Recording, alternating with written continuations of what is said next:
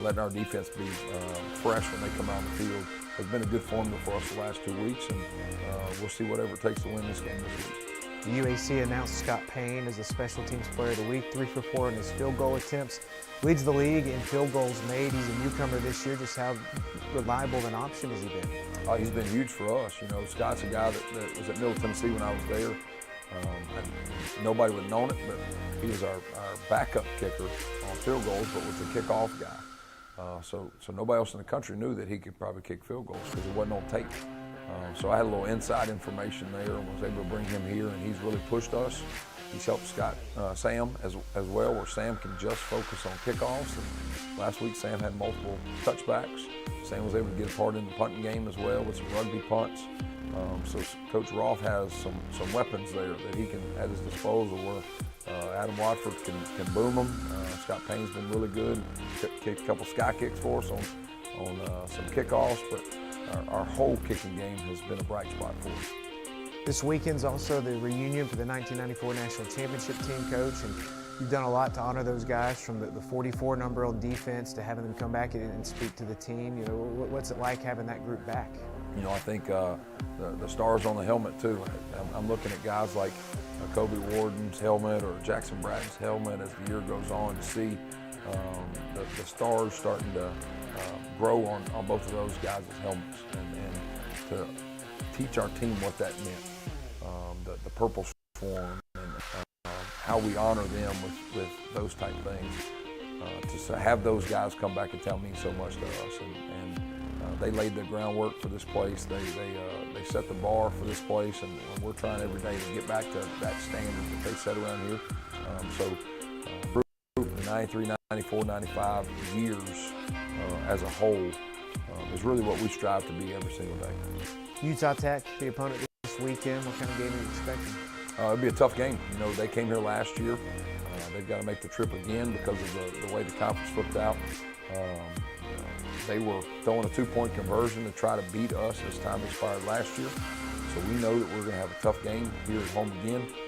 We're hoping that the difference is going to be our fan base. We're hoping that the humidity, the time change, everything that goes along with their long travel will be a benefit for us to play a really good football team. They're 0-5. They're sitting in the same boat we were sitting in last week. They're 0-1 in conference play. Everybody on their schedule is a ranked team. So it's not like they're losing to bad football teams. They're losing close games to really good football teams. And we know they're going to come in here scratching and clawing to get their first win. So we've got to take care of business. We've got to do what we do best, put our players in positions to do the things that they do well. That does it for the pregame show. Kickoff for your game will be in just a few minutes. And don't forget to check out all the highlights going down tonight on The Final Score.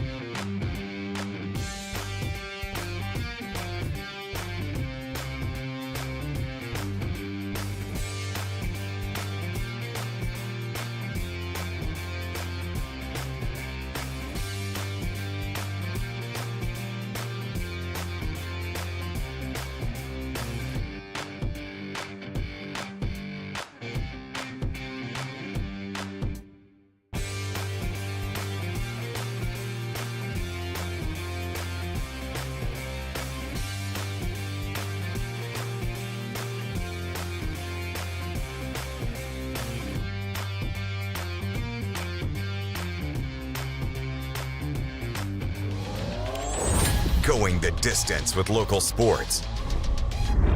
Loretto Mustangs. Summertown Eagles. Lawrence County Wildcats. This is the X Sports Network.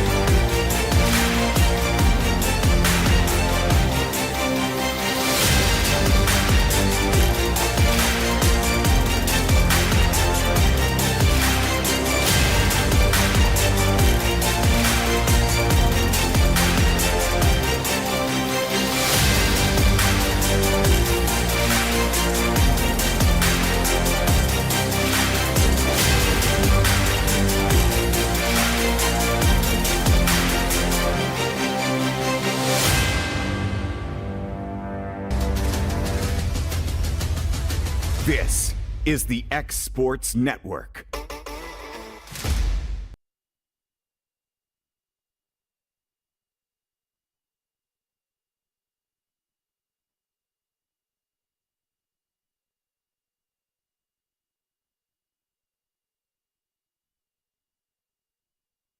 Since 1955, Evers Construction has been the company folks have trusted for residential and commercial construction projects. Today, Evers is still the leader in building and is just as committed to maintaining. From residential to commercial and industrial, Evers' team of experts stands ready to install, service, and repair all your HVAC and plumbing needs. Specializing in leak repair, maintenance, air duct cleaning and repair, air handler service, drain cleaning, gas line work, emergency unit repair, inspections, and more.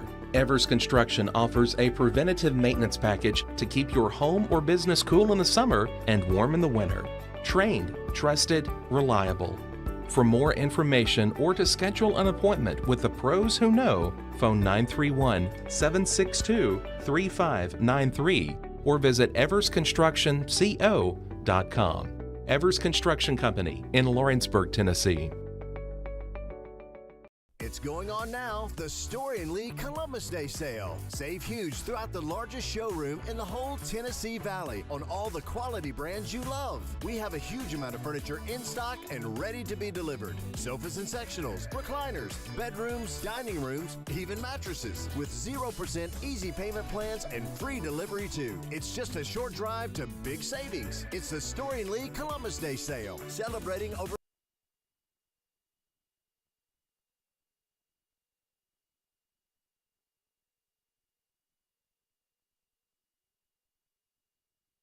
And welcome everybody here to Summertown High School as we get ready for this region showdown here a little bit later than expected between the Waverly Tigers and the Eagles of Summertown. This is AJ Good, joined alongside here by Adam Lindsay here for tonight's contest.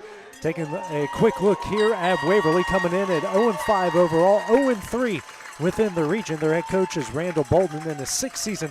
The helm of the Tigers for Summertown coming in at 4-2, 2-2 within the region.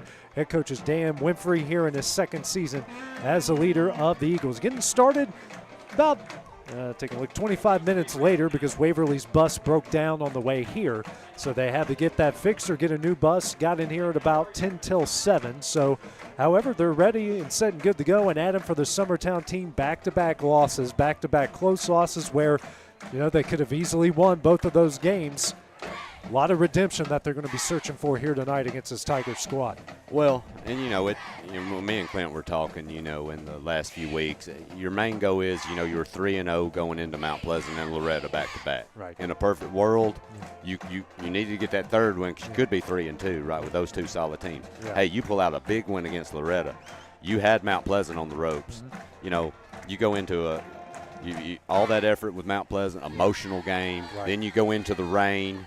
How that sloppy mess the other day. You know how that was. Yeah. So it's expected, I think. And AJ, you've done it long enough. You know the ups and downs and momentum and emotions, how it plays over the course of a season. You're dealing with 14 through 18-year-olds. You Yes. never know what you're getting into.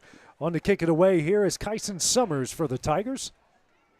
It's a high end-over-end kick, going to be fielded here at the 30-yard line. And it's Peyton Niehaus, and he's going to muscle his way to about the 38, and that's where the Eagles will take over first down and 10. So decent starting field position here as Jayden Stoll will bring the offense out on the field here for Summertown.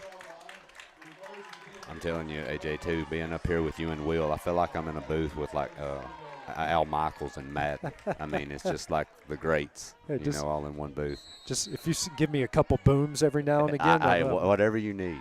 Be John Summerall. Yeah. Aikman, Smith, touchdown. Yep. Stoll under center air out of the wing tee. And he's got an end around here to Logan Love. He's got a lot of room. He's in the Tiger territory across the 40 and gets brought out of bounds at the 32-yard line. A great start to this drive here for Summertown. Taking it to the Waverly 32-yard line on a nice little counter end around to start it off on the first play of the game. And I know you noticed it against Loretta too, but Stoll does a great job with that option. But you just never really know. He tucks the ball well. man, it's tough to see a lot of times who has that football coming out of there. Two receivers here to the right wing to each side. This is a handoff to Caden McCroy, and he, still on his feet, gets down close to the 25-yard line. They'll mark him at the 26. 6-yard pickup to bring up 2nd down and 4. So 2 plays in. The Eagles are knocking on the door here of the Waverly red zone. Update from over at East Hickman. Right now, East Hickman leading Loretto 8-7 as they are just a minute into the 2nd quarter. 2nd down and 4 here, 45 seconds into the 1st quarter. Go to receiver and a wing to each side, and McCroy is the fullback behind Stoll under center. Stoll gives it to McCroy, and he's going to power his way across the 1st down marker as he gets it down to the 20-yard line, and that's a 1st down for the Eagles. And like you said, A.J., after losing those back-to-back games, this is what you like to see. You know, coming out with a lot of energy, it seems like. 3 tonight. plays and 2 first downs, and you're already, actually on the outside, the Waverly red zone. They gave him forward progress to the 21 after the 5-yard pickup. Same formation here out of the wing tee. Still with McCroy as the fullback. Love goes in motion, and it's a handoff. And we got 3 penalty flags. I'm curious. All in the same spot at the 20-yard line, and it's going to be holding against Summertown. Yeah. You thought the same thing I was thinking there, Adam. Yeah, I agree. I can tell you right now, AJ, most of the time when you see 3 in the same spot, it's probably legit. Yeah, they couldn't get those things out fast enough. No. Yeah, that is pretty much unanimous decision there. So it's a 10-yard penalty. Brings it back to the 31 to bring up 1st down and 20. 10:35 remaining here in the 1st quarter. For those just tuning in, Summertown, white helmets, blue tops, gray pants are going from right to left. Waverly, the white uniforms and the blue helmets going from left to right. So 1st down and 20 after the first penalty of the game. Same formation. McCroy still the fullback behind Stoll. Love goes in motion, and it's a pitch out to Love this time. He's across the 30, a lot of room, 25. Cuts upfield and falls down at the original 1st down marker, a 10-yard pickup to bring up 2nd down and 10.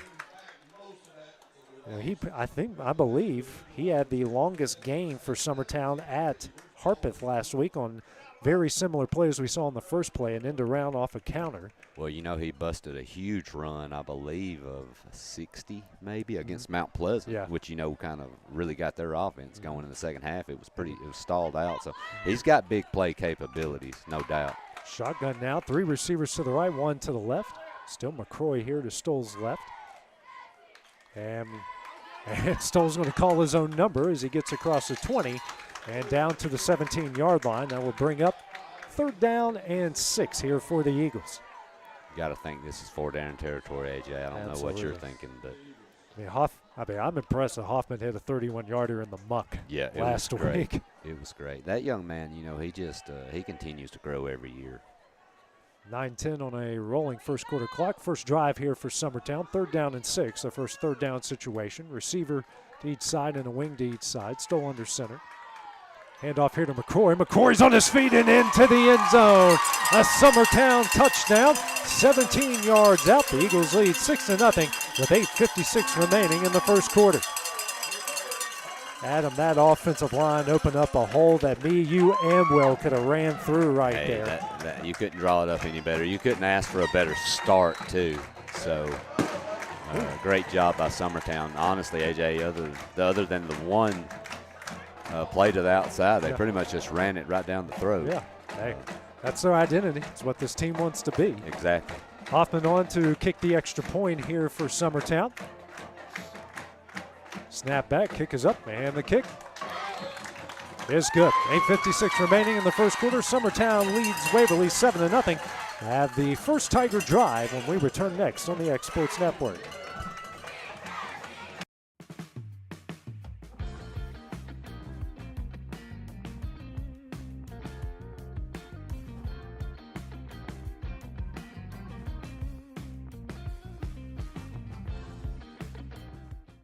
Professional care with a smile. That will always be a guarantee at Encompass Healthcare. Whether you're looking for primary or urgent care, x-ray services, or even weight loss treatments, our team is equipped to serve your needs. Our doors are open Monday through Thursday from 8 to 5. Make an appointment appointment with our providers, Kendra Brown or Tori Cox, today. Encompass Healthcare, located on Highway 43 North in Etheridge, Tennessee, right next to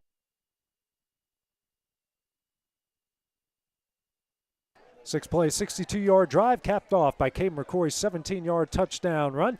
Extra point from Bradley Hoffman is good. Summertown, with 8:56 remaining in the first quarter, leads Waverly 7-0. Bradley Hoffman ready to kick it away. Back deep to return for the Tigers is Aiden Ralston. So you couldn't have scripted a better opening drive for Summertown here. You have to be aware if you're Waverly of this little squib kick that Summertown does so well. Yeah. Better have somebody ready to get on it. It's a high end over end kick, going to be fielded here at the, and he fumbled it at the 25, and I believe fell on it there. Getting on it in time was Jeremy Crichton. And he pretty much avoided disaster there, Adam. That could have been really bad for Waverly. Well, he kind of ran a little bit too far in and had to catch it up, around his helmet a little bit. And but, hey, he did what he had to do, though. It hit the ground and he got on it, and that's what he's coached to do. So good job of that young man. That's a big save. Ball on the 26-yard line, first down and 10. Quarterback here is Tate Forrest for the Tigers. 3 receivers bunched to the left with 1 to the right. Forrest calls his own number here over the left side and stays on his feet and got back to about the 27-yard line, or the 28-yard line, bring up second down and 8, and that could have been bad, and he turned something out of nothing right Well, there. on a good note, he ran about 25 yards to gain 2. So if you're Summertown, hey, that's okay, but like you said, you don't want to make that type of tackling a habit for tonight's game. But young man's elusive. He did a great job just getting those 2 yards. 2 receivers to each side here, spread formation. Logan Harbison is a running back here to Forrest's adjacent right here out of the shotgun. Gives it to Harbison up the middle, and he gets across the 30, and stacked up by Stoll and a host of Eagles at about the 33-yard line, and that will bring up a 3rd and short here for the Tigers. Habitson, excuse me. I got a little confused right there. 5-yard pickup there. 3rd down and 3 coming up here for the Tigers. Harbison, no, I got it right the first time. My pen smushed the Harbison part on the roster. 3rd down and 2 coming up here. Got to get the ball to the 36-yard line. Spread formation again with 2 receivers each side. Summertown loading up the box with 6. And now Forrest going to call his own number. Quint Smith trips him up, and he is going to get very close to the line to gain here, Adam, and I think he might have got enough for the first down. I think they're going to give it to him. Nice job right there. And Smith did enough to trip him up, but he got that 3 yards needed, and that will be the first down for Waverly in the game. Ball placed on their own 36-yard line, 7:15 remaining here in the first quarter. Update from, actually, East Hickman's up 16-7, but Loretto just got a touchdown to make it 16-13 over there at East Hickman. So we might have another instant classic over there at East Hickman tonight. Same formation for Waverly, 2 receivers to each side. Harbison to Forrest's left out of the shotgun. Motion now comes. Drops back, and he's going to throw it deep, and he has no one there. Peyton Ehas makes the interception, the 37-yard line. Makes another guy miss. He's going to take this into Tiger territory. He's got a host of blockers, and makes another guy miss, and eventually stacked up, crosses the 40 and pulled out of bounds at the 39-yard line. Summertown takes advantage of the first mistake with great field position for their next drive. Got to be some miscommunication right there, AJ. I think he was expecting basically a straight streak route from his receiver, and I don't know whether he was just held up or just cut his route off, but there was nobody there. Niehaus basically just had to wait on it like fielding a fly ball. Yeah, I mean, he could have called mine right there and would have been just fine. So first down and 10 for the Eagles from the Tiger 40-yard line. 6:32 remaining here in the first quarter. A little bit of tight here on the wing tee. Stoll drops back, throws and overthrows his outstretched receiver. Brings up 2nd down and 10. I like the play call there coming out.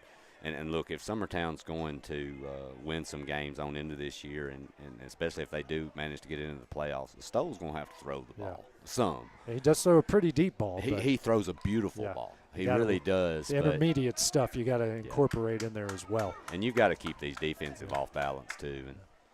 And Austin Reed was the intended receiver.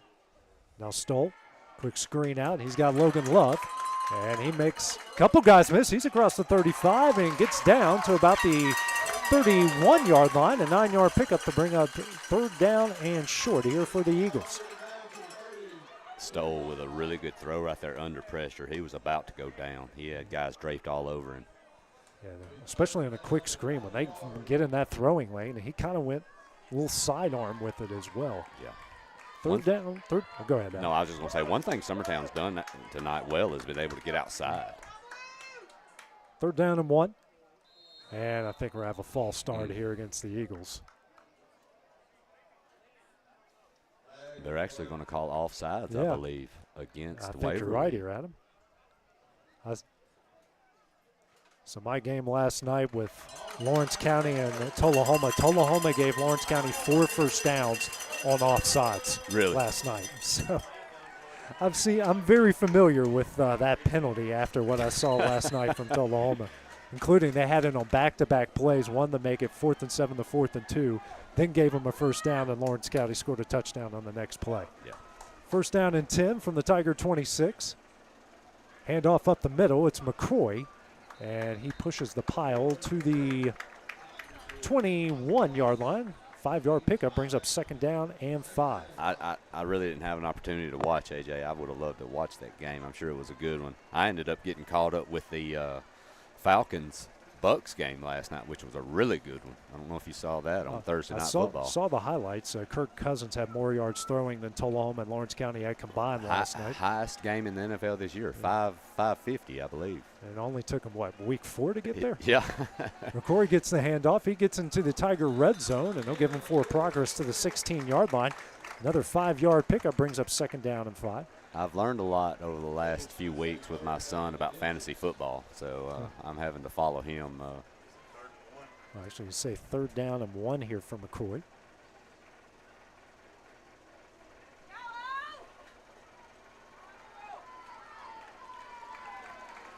Got to get it to the 16. And it's Quint Smith getting the handoff and bumbling and stumbling. Yeah, they're going to call him down. And they call him down at the 9-yard line. So Quint Smith's first carry gets it to the 9, and first down and goal coming up here for the Eagles. I was really rating on him to get going. Kind of been quiet, for him the first few possessions. But third and 1, I think that's where I'd be going with football too. Adam, he tripped and stumbled 8 yards. Yeah, no doubt. Good push up front because no one touched. If he would have been on his feet, he probably would have ran in the end zone. 100%. Pugh goes in motion, and an end around here to Love, and Waverly was waiting for it that time.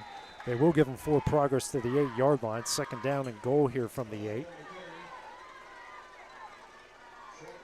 It's difficult on a lot of offenses, AJ. When you get into this 10-yard range, the field is so compact. Yeah. It takes away a lot of passing plays. It takes away a lot of passing plays. It takes a lot of plays outside runs that you might normally. Don't get me wrong, you don't want to be backed up against a goal line, but you've also got a ton of pressure on an offense here to try to do some things that you're not able to do. Flip the formation, power to the right here, and Smith that's going to get the pitch. He cuts upfield, stays on his feet, reaches for the goal line, and they're going to mark him at the 1-yard line, just a yard short. Good effort there, 7-yard pickup here for Smith. They're going to bring up third down and goal from the 1. You just wonder right here, AJ, you've had Smith pound ahead. You've had Love with some really big runs. You wonder if Stoll doesn't keep it here. Yeah. It's about time for him to Philly pull it. shove right here. Yes. Get a lot of guys behind him and just push. Handoff here to Smith up the middle. That's enough for an Eagle. Or you can do that. Enough for an Eagle touchdown. Makes it 13-0 with an even 3 minutes left to play here in the first quarter as Smith just powers his way behind that effective offensive line for their second touchdown on their second drive. Hoffman on to attempt the extra point. So the Eagles taking advantage of that Waverly interception. And they are in business on back-to-back drives. Update from over at East Hickman, Loretto and East Hickman. East Hickman leading the Mustangs by 3, 16-13 with under 5 left to play in the first half. Hoffman ready for the extra point. Snap back, kick is up, and the kick is good. With an even 3 minutes left to play in the first quarter, Summertown leads Waverly 14-0. We'll have the next Tiger Drive when we return here on the X Sports Network. At C&B Linen, fast, friendly, and reliable service is our promise to you. Because you're not just a customer, you're family. From multi-use linen to branded floor coverings and a complete range of cleaning supplies, C&B Linen is here to make sure you have everything you need. From our high-quality products to our fast, friendly, and reliable service, you'll experience the difference with C&B Linen. Because you're not just a client, you're part of our family. You'll be winning with C&B Linen.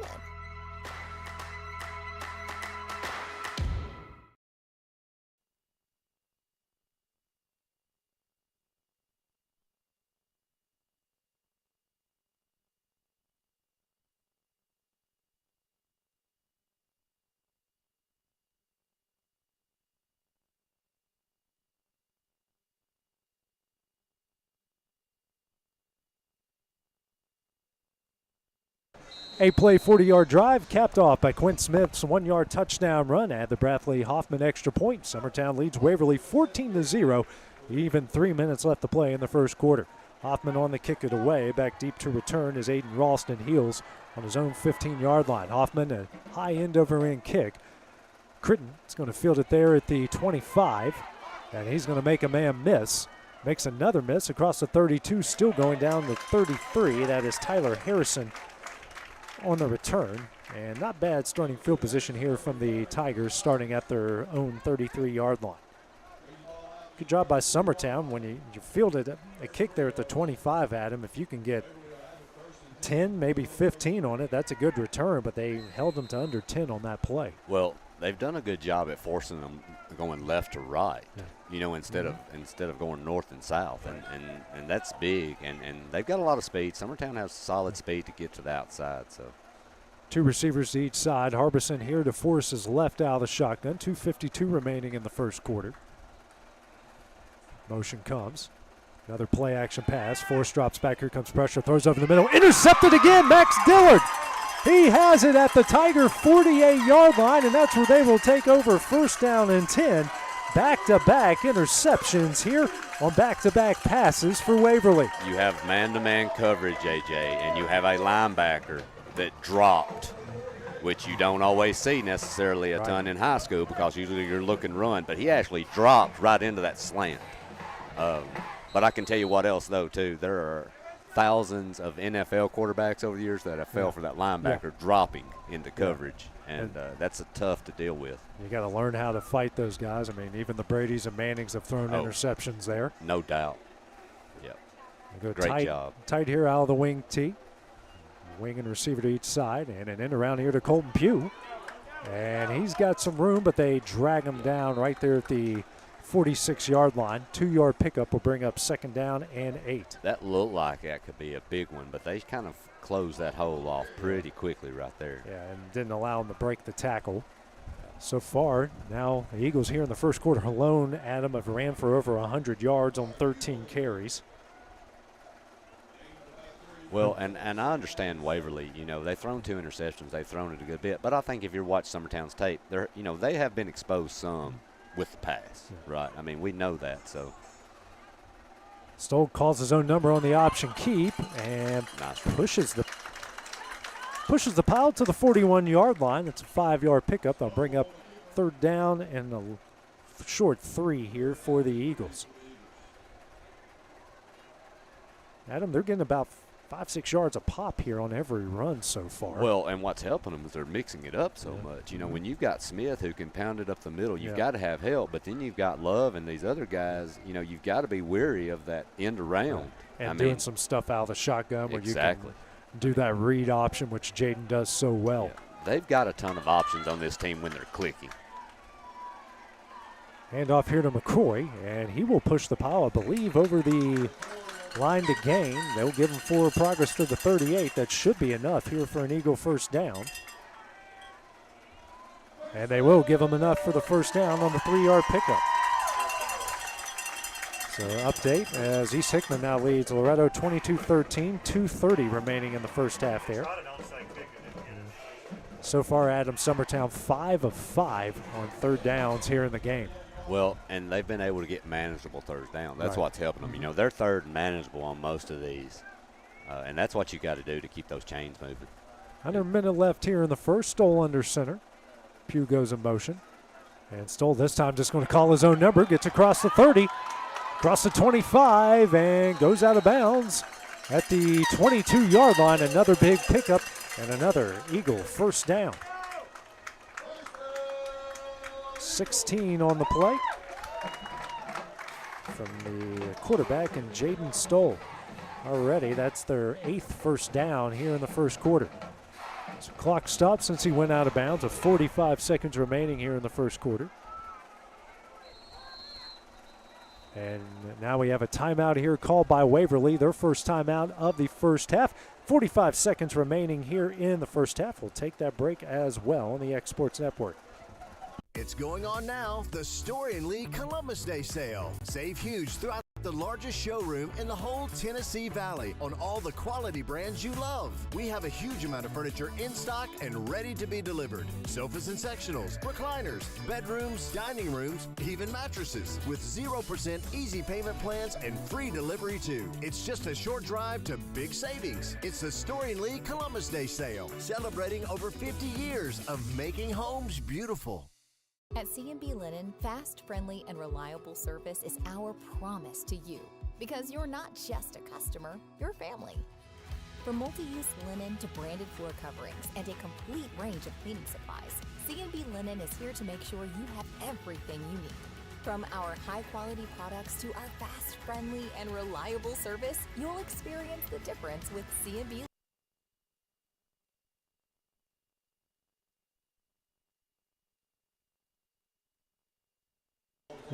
Waverly calls their first time out here with 45 seconds remaining in the first quarter. Summertown with a 14-0 lead. Have it first down and 10 from the Tiger 22. Stoll under center out of the wing tee. Quick pass, and he's got his man. He makes the catch, and he's dropped there at the 9-yard line, or right at the 10-yard line. On the catch there was Jack Baker. It makes it a first down and goal here for the Eagles. And the best part of that about that, AJ, he took some punishment, but that young man held on to the football, and that's big right there. It's a big play.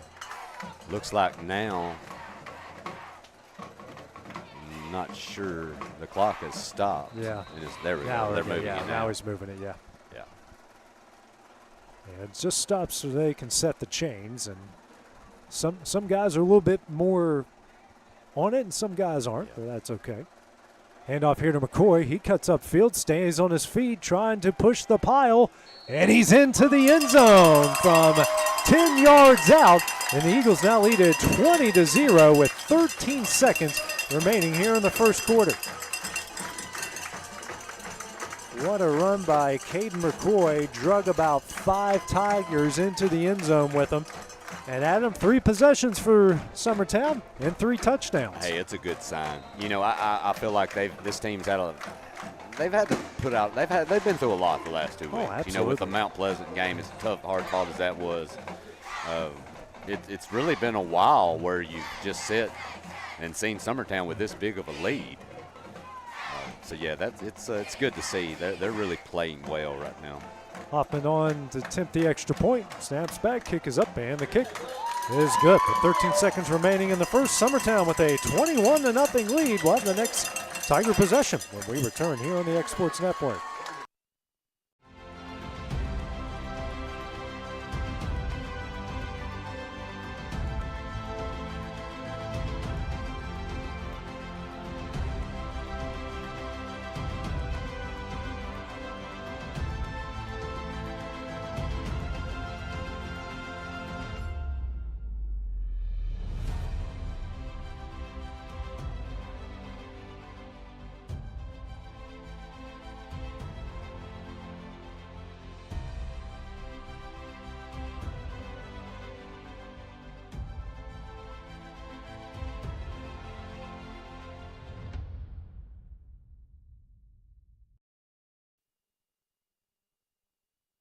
6-play, 48-yard drive capped off by Caden McCoy's 10-yard touchdown run and another Bradley Hoffman extra point. Summertown with a 21-0 lead over Waverly with 13 seconds remaining here in the first quarter. Hoffman on the kick it away. Don't go for the squib kick this time.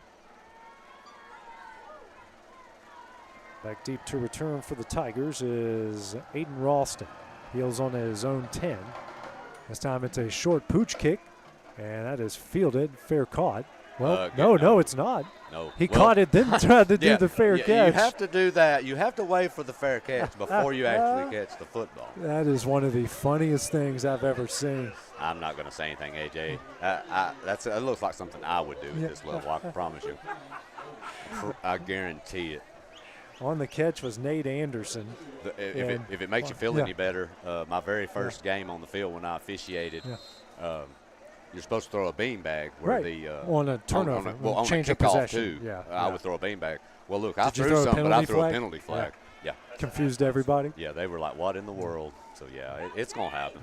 East Hickman up on Loretto, 22-13 as they go to the half. Handoff here to Harbison, and Harbison still going on his feet.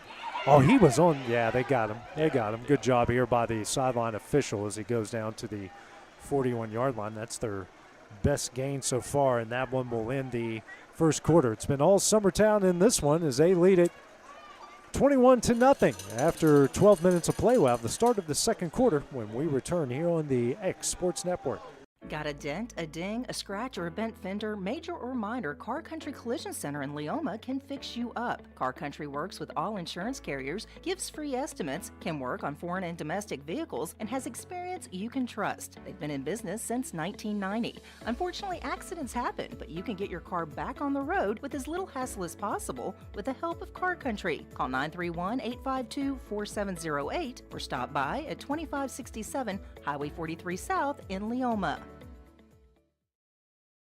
Swap and Shop Center in Lawrenceburg is your go-to stop to complete your home, business, a combination of both, or really anything you can think of. With one of the region's biggest selection of bedroom furniture, name brand mattresses, recliners, living room and dining room suites, accents for the home or office, quality name brand appliances. After 12 minutes of play, it's all Summertown as they lead it 21-0. Waverly got a first down from Harbison on the previous play. New quarterback into the game is Bryce Spann here for the Tigers. Two receivers bunched to each side. Spann, now it's got a reverse, and he's got a lot of room. That's Harrison. And Summertown closed it quickly as he got to the Tiger 46-yard line. He's kind of slow getting up too, AJ. Yeah. May need to get some help out here for him. He got it to the 40. They did mark him at the 46 on the 4-yard pickup, and they will eventually blow the whistles here as check here on Harrison. And while they do that, we will take that short break as well here on the X Sports Network.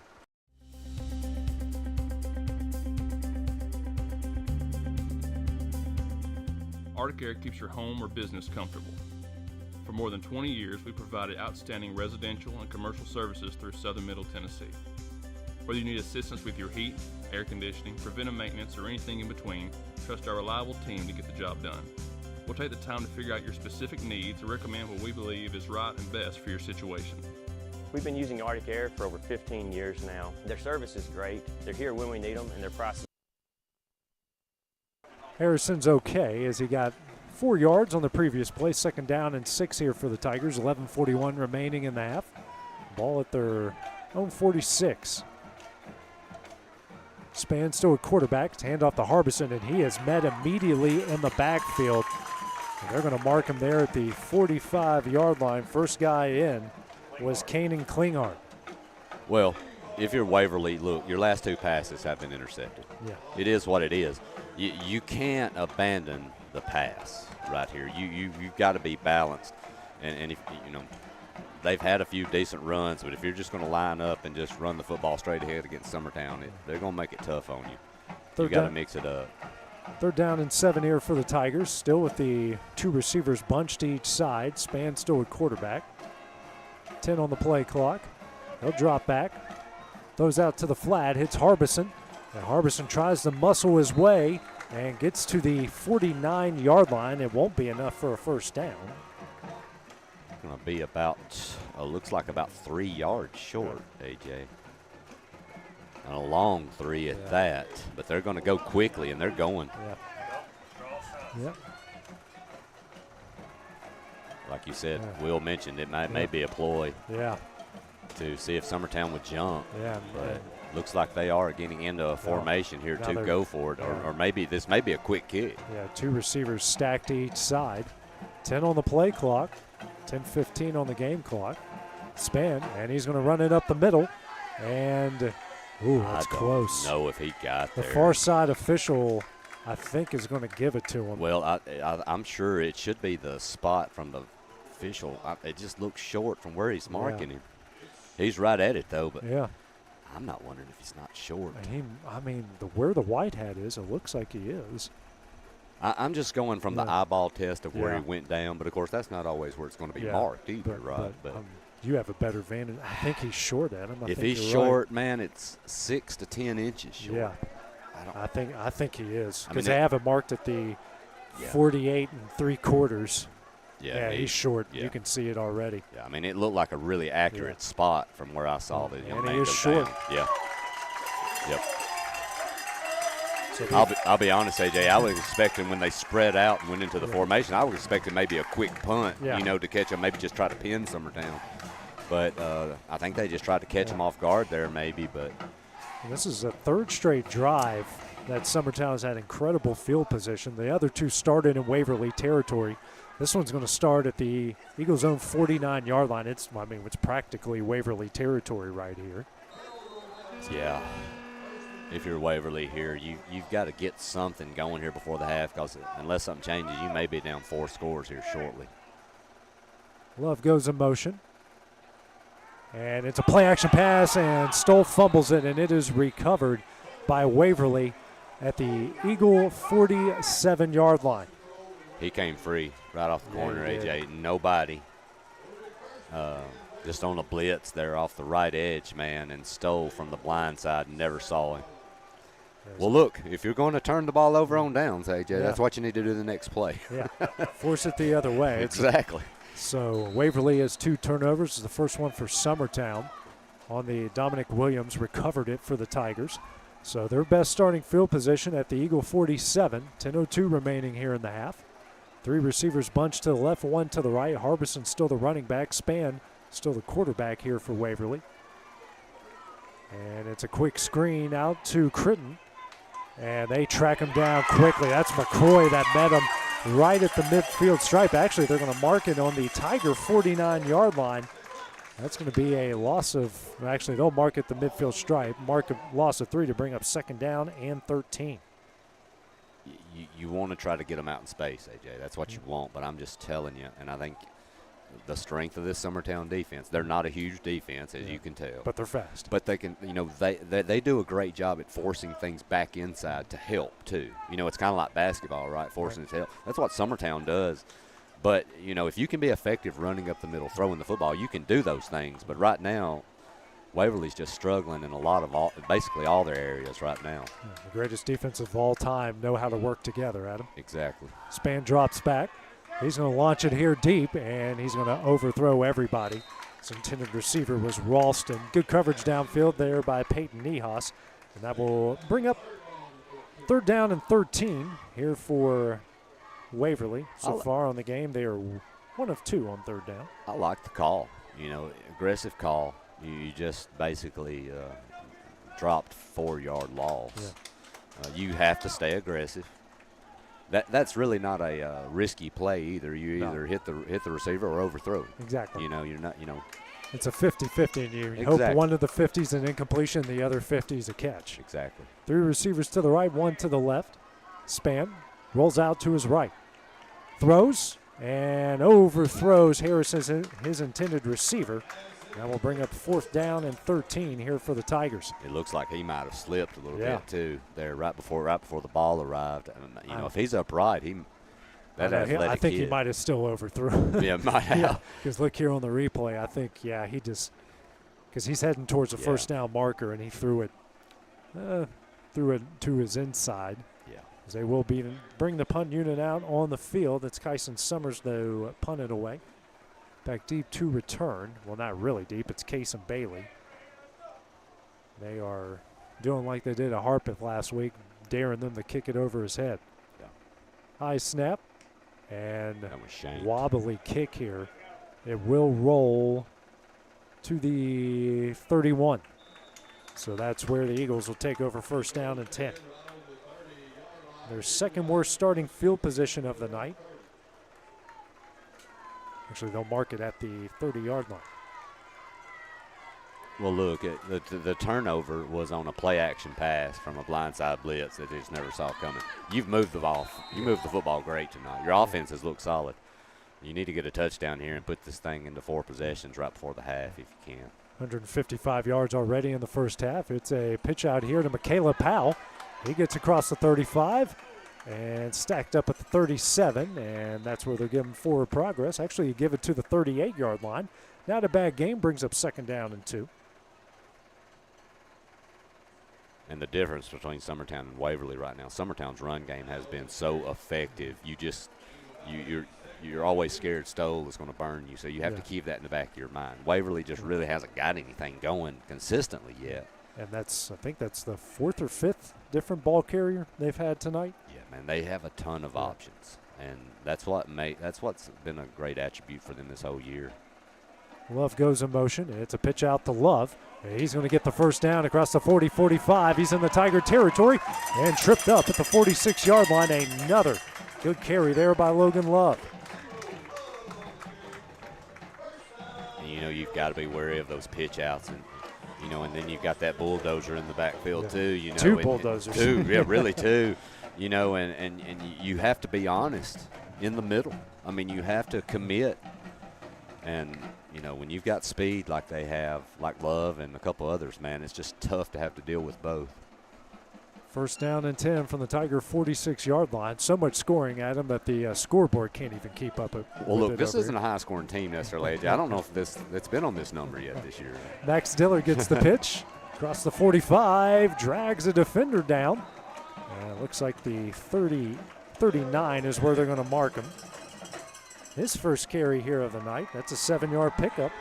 That's a tough young man right there, too. Second down and 2 coming up here. Actually, gave him forward progress there to the 38. Second down and 2. Another good hard carry. So that it's either 6 or 7 different ball carriers tonight, not counting a couple completed passes as well. So about 7 or 8 guys touching the ball tonight for Summertown. 2 receivers to the left, 1 to the right, 2 running backs in the backfield. Stoll, pitch out the Pugh. Pugh cuts up field and breaks the tackle. He's got the first down and more across the 30. And he is rallied up there at the 25-yard line, and that is enough for an Eagle first down. Stoll does so many things a lot of times that you see the long runs, the good throws, but you don't see the small things. He made that end guy commit before the pitch, and you have to be honest with him because if you don't commit, he's 20 yards down the field 2 seconds later. And now we got another timeout here, I believe. Nope. They blew the way. He called a my time, and I don't. Yeah, there may have been an issue with the chains. Okay. And the players might have actually thought it was a call timeout. Yeah, call timeout, I've seen it a few times before. There may have been something, maybe a equipment issue over on the far side. 6:41 remaining here in the half as they're knocking on the door of the Tiger red zone once again. If you're Waverly here, you've got to do everything you can to force some type of turnover. 3 receivers to the right, 1 to the left. McCoy, who Stoll's right out of the shotgun. Stoll now rolls out to his right.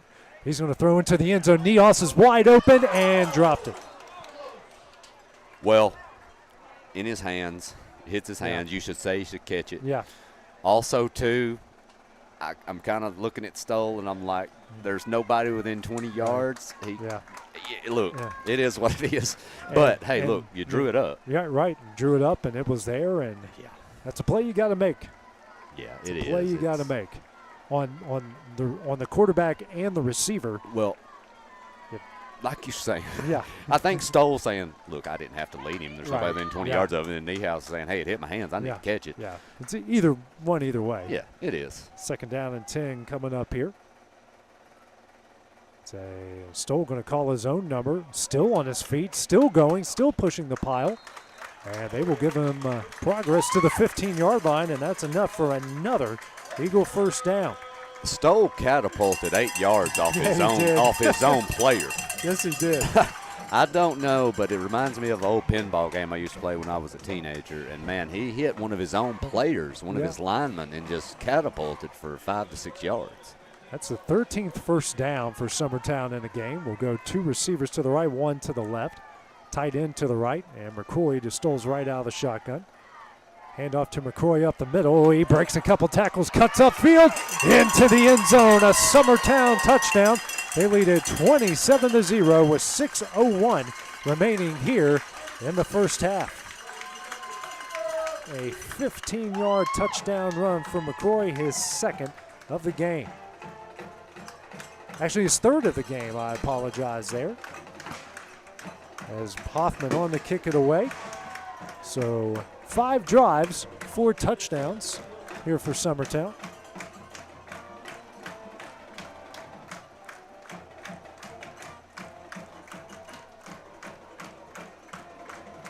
Snap is back, the kick is up, and the kick is good. 6:01 remaining here in the first half. Summertown leads Waverly 28-0. We'll have the next Tiger Drive when we return on the X Sports Network. Looking for a place to pick up your pumpkins for the fall? Then the Hudson Valley Pumpkin Farm is the place to go. Located at 356 Hudson Road, Hudson Valley is 10 acres of fun waiting for you. They also have corn stalks, mums, and anything else you would need for the fall. It is open starting Saturday, September 14th, and will run every Saturday throughout the fall from 9 to 5 until they run out. You can also visit during the week upon request. For more information, use the QR code at the end of this commercial.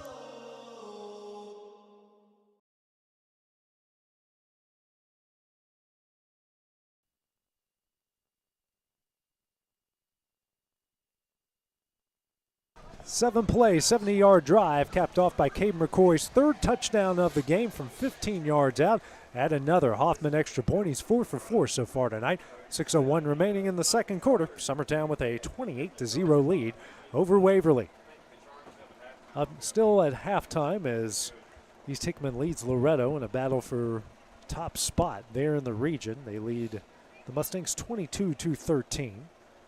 It's Hoffman ready to kick it away. Got a trio guys back deep to return with Ralston, Harrison, and it looks like Josh Harris out there as well for the Tigers.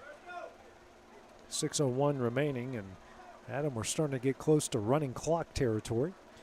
Yeah, it's going to be big. Waverly has to get some points on the board here. You've got 6 minutes. You've got plenty of time to do it, but they've got to put something together offensively, and they just really haven't. You know, they've had solid moments, but nothing consistently at all. Yeah, 2 interceptions that, well, one of them was converted into points.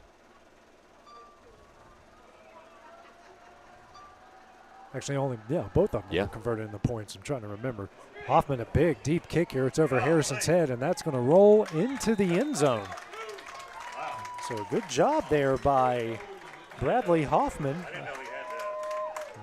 Hey, Will's even shocked up here. So first down and 10 from the Tigers from their own 20. You think he might be randomly drug tested Monday morning in school, Will? Is that what you're saying? Well, it's a fall break, right? Fall break, that's right. Yeah. Well, and I think those short kicks benefit Summertown. Yeah. I think it kind of ploys into because it allows minimal amount of return. And you never know when someone's going to try to catch it, then fair catch it. Yeah, muff, and it also goes to attribute how much faith you have in your defense, you know. And so, but yeah, man, he's got a leg. He's grown so much in the last few years. Span still at quarterback with Harbison to its right. It's a bad snap. He falls on it, and they will mark him at the 16-yard line. Bad snap eventually turns into a 4-yard loss to bring up second down and 14. AJ, I know you mentioned. Did you mention their record is 0-5 coming in? 0-5, 0-3 in the region. You know, they've been a consistent powerhouse for years. So they're not used to this. Well, I wonder. I was just thinking. I wonder if they've ever been 0-5, ever. Yeah. At least in the last 20 years. I'm curious. I'd be curious to go back. I don't know where you can find that, but we'll try that at halftime. Yeah, I don't think this is something they're used to. 2 receivers to the right, 1 to the left. Yeah. Oh, Harbison, he's got a lot of room up the middle, still on his feet, and he will stumble across the 30. And that will be enough for a Tiger first down to the 31-yard line. A really good run there by Harbison. Yeah, it's a big run. That's a big boy, too. Yeah, man. He reminds me of Summertown's back. You know, a little kind of that build and that type of running style. Span going to get on the ball quickly here. First down and 10 from the 31 to Harbison again, and stacked up right at the line of scrimmage. And they're going to just get him right back to the original line. Now we'll bring up second down and 10. A really good job by the interior, led by Quint Smith there for Summertown. The slow developing plays against Summertown is what really, that's what Summertown wants. Yeah. With their speed, it gives them time to get off those blocks and get in the backfield. And if you don't have any momentum in those quick hitters, man, you're in trouble if you're caught in the backfield. Harpeth had trouble with that I formation, trying to do the 7-yard deep handoff. That used to drive my dad crazy watching West Virginia back in the day. I can still hear his voice. 7-yard deep handoff. Span out of the shotgun, drops back, throws out into the flat, hits Harrison. And Harrison is going to be short of the line to gain. They'll get him to the 38-yard line. It'll bring up third down and manageable here for the Tigers. Hey, if you're Waverly, nice job. Good route, good throw, nice catch. It's progress. Yeah. And, you know, you're roughly, well, it's showing 2 yards to go, but it looks a lot more like at least 3. Yeah, it's like long 2, short 3 here, Adam. 3:50 remaining here in the half. The question is, though, if you don't get it here, if you're Waverly, what do? You want to possibly give Summertown back the football again? I mean, or do you just punt this thing? Waverly gets the ball coming out of the half. Span throws it quickly. Intercepted by Dillard again. And Dillard still on his feet, still going. Pushing the pile and goes down to the 20-yard line. Dillard with the second interception, third by Waverly. And Summertown in control once again. It's another situation where Dillard dropped Yeah. into coverage. And the thing about it is he only had to drop 2 yards because the pass was only 3 yards past the line. I mean, I think Dillard in that situation just kind of looked up and saw a football coming right at him. It's like, hey, I think I'm going to catch it. Yeah. It's the third turnover by Waverly. They marked the ball at the 21-yard line. So the Eagles are going to try to make it 3 for 3 on points off turnovers. 2 receivers to the right, a wing to each side. Smith's now the fullback here behind Dillard at quarterback. Hands off to Smith. And that's a huge pickup. He gets it to the 14-yard line, and he was there before before Max could even put the ball in his stomach. And then you have him dragging at least 7 of Waverly's defenders at least 4 yards, it looked like from here. So Dillard now at quarterback. We come up on the 3-minute mark left here in the first half. Wing to each side, receiver to each side. Smith still the fullback. Motion comes, and it's a handoff to Smith over the right side. And a whole host of white jerseys bring him down at the, looks like the 9-yard line, and that will be enough for an Eagle first down. 5 yards from the senior. Continue to go here, Adam. That is their This is 15th first down. They've got 215 yards on the ground already tonight. This is your worst case scenario if you're Waverly. You basically go from 3rd and 3 at midfield to, I mean, them knocking on the door of 30. Love goes in motion. Hand off to Smith up the middle. Still pushing the pile and into the end zone for another Summertown touchdown. Makes it 34-0 with 2:21 remaining here in the half. Smith from 9 yards out. That's his second touchdown of the night. And this Eagle attack just continues to roll. If it wasn't for a fumble, who knows what the score would be right now. well, they haven't had to punt the football yet, correct, AJ? No punts. And Waverly's only had 1 punt as well. Yeah, but of course 3 of theirs were you got 3 interceptions and a turnover on down. So snap back, kick is up, and the kick is good. 2:21 remaining here in the half. Summertown leads at 35-0. We'll have the next Tiger Drive when we return on the X Sports Network.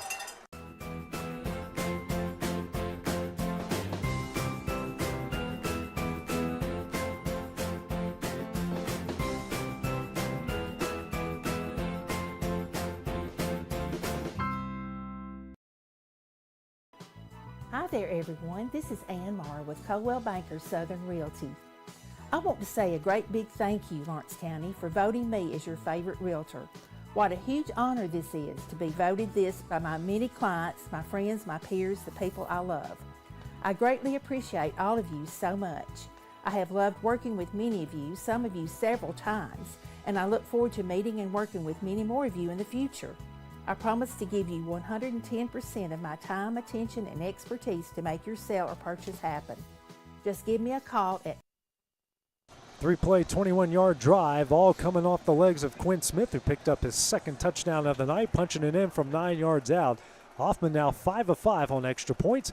It's all Eagles here in the first half, Adam. They lead at 35-0, 2:21 remaining here in the second. Yo, Waverly, I don't think they can wait for this 2:21 to come quickly enough. They just got we mentioned during the break, they've got to get to the locker room and just regroup. Yeah, and Hoffman, another line drive, fielded here by Harrison at the 15. He's going to go up the right side and eventually finds a whole host of blue jerseys. I think they'll give him to the 30, a first down and 10 here for the Eagles. I tell you, and I know Will could contest to this, but a big improvement for Summertown to me has been their special teams. Punt coverage, kickoff coverage. Hoffman with how well he's kicking the football now and the progress he's making. You can see a big improvement just from last year, but even from the first of this year as a whole. 2:13 remaining here. Ball marked at the 31-yard line. Still Span at quarterback here for the Tigers. And just threw the team's third interception, his first interception of the night. Handoff here to Harbison up the middle. Got a head of steam and still going. He's going to get into Eagle territory and tripped up at the 46-yard line. A big run there by Harbison. I think at this point, Waverly's going to run the football. And if you score, great, but you're going to hold the football. I think if you're Summertown, you've got to pin your ears back on the run here and see if they will throw it. Actually got him to the 44. And off to Harbison over the left side, and that time he fell down at the 41, a 3-yard pickup. Minute 45 left here in the half.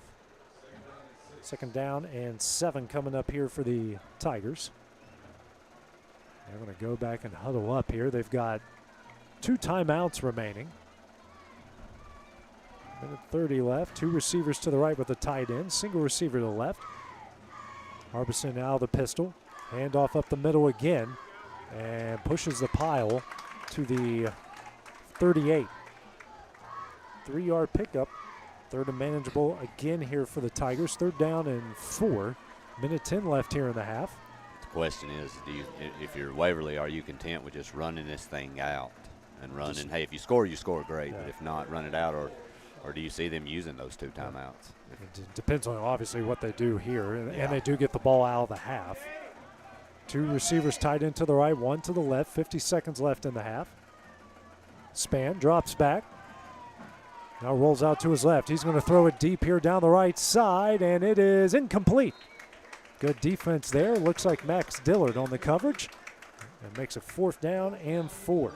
Yeah, that was kind of pretty much a jump ball, AJ. And Summertown had 3 defenders in the area and 1 right on him. So nice coverage. 40 clock stops at 41 seconds. 4th down and 4 here for the Tigers, and they will call a timeout. Adam, we'll just keep it here for the time being as they call their second timeout here of the half. And ladies and gentlemen, just tuning in, you're seeing the score. It is what it is. It's been all Summertown here so far. In the game on offense, 245 yards on 31 plays for Waverly. They've got 73 yards on 22 plays. So sometimes stats don't always tell the story, Adam, but in this case they do. Well, math was my worst subject in school. My math teacher basically helped me pass because he didn't want to have me in class again. But if my math is correct, Summertown basically is averaging 8 yards per play. I mean, when you're doing that, unless you're just physically turning the ball over on every play moments, after every 8 yards. No doubt. I mean, they're grabbing chunks and running the ball well. They're doing in all phases tonight. They look good. Harrison goes in motion here for the Tigers. A bad snap. Harbison gets it, cuts upfield. He's going to be short. The ball went at the 35-yard line, and he is going to be a yard short of the first down. Another stop here by the Eagle defense. They will turn the ball over on downs for the second time tonight. Clock stops at 35 seconds, and Summertown will get the ball. Got all 3 timeouts remaining. I don't know what head coach Dan Winfrey wants to do in this situation.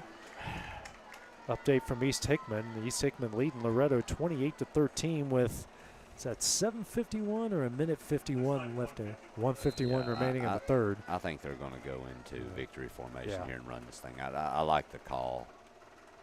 And that's what they will do, and they will take this one into the half. Yeah. An impressive performance here for Summertown in the first half. It's been all Eagles. Turnovers, big plays, converting turnovers into points as they lead this one 35-0. And everyone's kind of confused, you know. In college and the pro, you just take a knee, you're not going to call a timeout. Everyone just goes to the locker room. Yeah, it's like Summertown staying there thinking, well, we can hit on the locker room, but then as soon as we get there, Waverly might call us on one of their timeouts. Yeah. So after 24 minutes of play, it's all Summertown. They lead at 35-0 coming up at halftime. We'll hear from our favorite bald man at Tennessee Valley Weather and Fred Gossage. That is next here. After the band, that's next on the Exports Network. Make your property rock and roll with services from G&S Excavating, specializing in white sand, compost, mulch, topsoil, landscape gravel, and steel landscape edging. Turn to the pros who know how to make your project shine with years of experience. The best part is they're locally owned and operated. Choose from a vast selection of mulch and rock from their conveniently located facility at number 3 Valley Road in Lawrenceburg, just off Buffalo Road. Phone 931-279-3841 and get started today.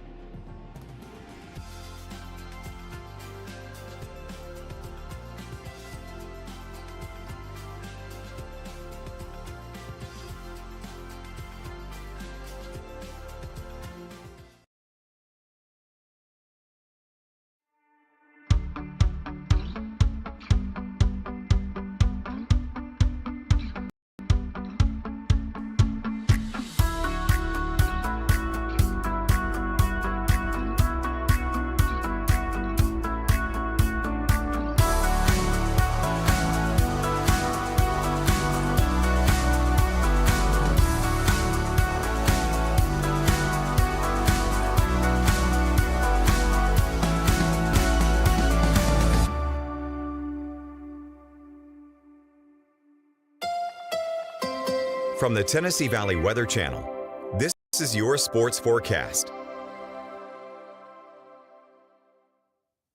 Fred Gossage here in the Tennessee Valley Weather Center on this Friday evening with your latest forecast update. Clouds clearing out here as we head into the overnight, except for maybe some patchy areas of fog as we head through the early morning. So be aware of that if you have to travel out. Early morning lows down into the low to mid 60s across the area. Here's the Futurecast breakdown showing the clouds from the afternoon to evening clearing out, but still some patchy areas of fog that you won't see on the Futurecast product. Morning lows down into the 60s, warming into the 80s by the afternoon with mostly sunny to partly cloudy skies. And we're talking about mid to upper 80s for daytime highs, falling back through the 70s into the 60s as we head to our Saturday night and early Sunday morning for our morning lows. We'll still be on the warm side here for our Sunday as well. But as you look off to the northwest, cold front moving in, that comes in Sunday night. We'll wake up in the mid to upper 50s for Monday morning. And then despite a return to sunshine after a few morning clouds, no rainfall expected, but after a few morning clouds on Monday, we're back to sunshine and daytime highs only in the mid to upper 70s. And we're going to stay into the 70s for daytime highs next week as we have high pressure here reinforcing a northerly wind. Cooler temperatures coming, and you would expect that as we end October as we get these cold fronts starting to move in. We go from the mid to upper 80s over the weekend to the mid 70s next week for pretty much the entire week for daytime highs. And the bigger thing Notice the overnight lows here next week down into the mid to upper 40s. Fall air is certainly on the way. Your hour-by-hour breakdown for your Saturday looking nice out there, mid to upper 80s. Mostly sunny to partly cloudy skies. More the same for Sunday, but that cold front moves in overnight with a few clouds around, mid to upper 50s to begin Monday morning. Mid to upper 70s for daytime highs, and then staying in the 70s next week for daytime highs despite partly cloudy skies. Overnight lows next week down into the mid to upper 40s. There's a look at your latest 7-day forecast. You can always get the latest weather information by downloading the free Tennessee Valley Weather app that's available in the Apple App Store and Google Play. Your imagination, a world of your own, Sweet Tooth, and Oompa Loompa.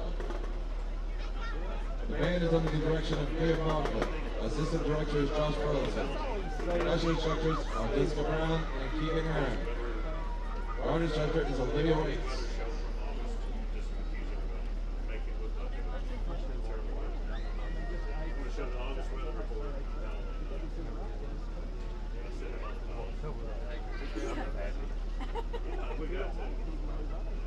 Drum major Chris Claxton.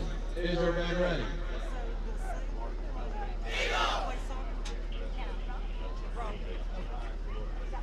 You may take the field in halftime performance.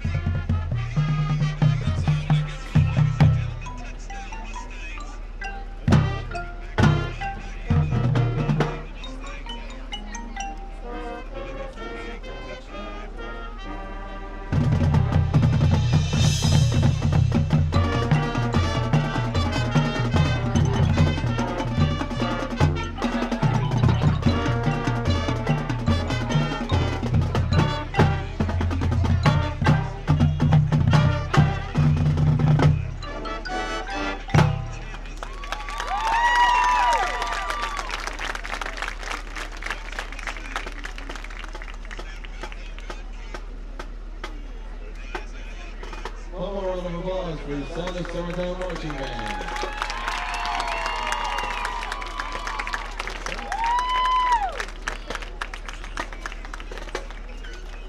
It's going on now, the Story & Lee Columbus Day Sale. Save huge throughout the largest showroom in the whole Tennessee Valley on all the quality brands you love. We have a huge amount of furniture in stock and ready to be delivered. Sofas and sectionals, recliners, bedrooms, dining rooms, even mattresses with 0% easy payment plans and free delivery too. It's just a short drive to big savings. It's the Story & Lee Columbus Day Sale, celebrating over 50 years of making homes beautiful. At C&B Linen, fast. The friendly finance team is ready to assist with zero down, bad credit, or even no credit at all. Not looking for a new vehicle? Heritage is still your go-to for guaranteed exceptional service, parts, or auto body repair. Visit heritagegm.com. Heritage Automotive. Expect more, experience the difference. Arts, crafts, stationery, journals, books, educational toys, wrapping paper, devotionals, greeting cards, and much more can all be found at Paper and Thread in downtown Lawrenceburg. Shop local to find the perfect gift or have a custom gift basket made for just the right occasion. Paper and Thread has a party room now available for birthdays, classes, and so much more. We could go on and on about all the neat things you'll find at Paper and Thread, but you just need to hop in your car and head down there. 106 North Military Avenue in Lawrenceburg is where you'll find them and discover what makes Paper and Thread awesome. That's Paper and Thread in downtown Lawrenceburg, 106 North Military Avenue, just north of the square.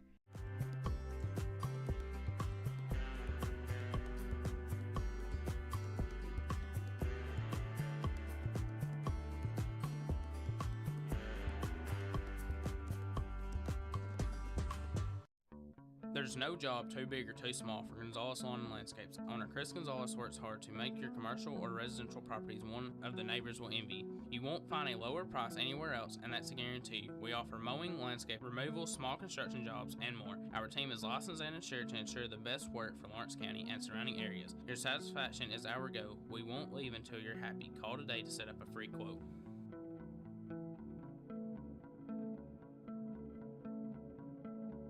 Professional care with a smile. That will always be a guarantee at Encompass Healthcare. Whether you're looking for primary or urgent care, x-ray services, or even weight loss treatments, our team is equipped to serve your needs. Our doors are open Monday through Thursday from 8 to 5. Make an appointment with our providers, Kendra Brown or Tori Cox, today.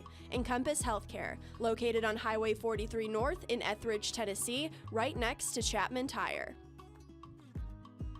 Top quality equipment rentals at the right price. It's not too good to be true at Rent Right Equipment and Sales. We guarantee clean, reliable products that are up to your standards. Our family-owned business has been doing that for more than 40 years. Let our friendly and knowledgeable staff take care of you from purchase to maintenance. Saws, drills, lifts, mowers, generators, you name it, we've got it. Stop by and see our inventory today, located on Buffalo Road in Lawrenceburg. Make your lawn a legacy. At Legacy Lawn and Landscapes, we put more than 16 years of experience into your goals. We won't meet your expectations, we'll exceed them. We offer consultation, installation, maintenance, hardscapes, construction, and land clearing services. Owner John and Jamie Brewer with their team are dedicated to providing the highest quality landscape services to commercial and residential clients in Middle Tennessee. Service, teamwork, results. That's how you leave a legacy. There's a reason owners Tyler and Cindy McDowell chose the name In Service for their towing business. They did because it's their goal to be in service for you on the day that you need them the most. In Service Towing is now known far and wide for their response time because minutes matter when you're broken down. Or their 24/7 availability, you can call them anytime for service. Their professional team with years of experience and their fairness, plus their know-how in dealing with the unexpected. But the thing that In Service is known best for is how they treat their customers, and that's like family. When you need them, call them 931-843-9098.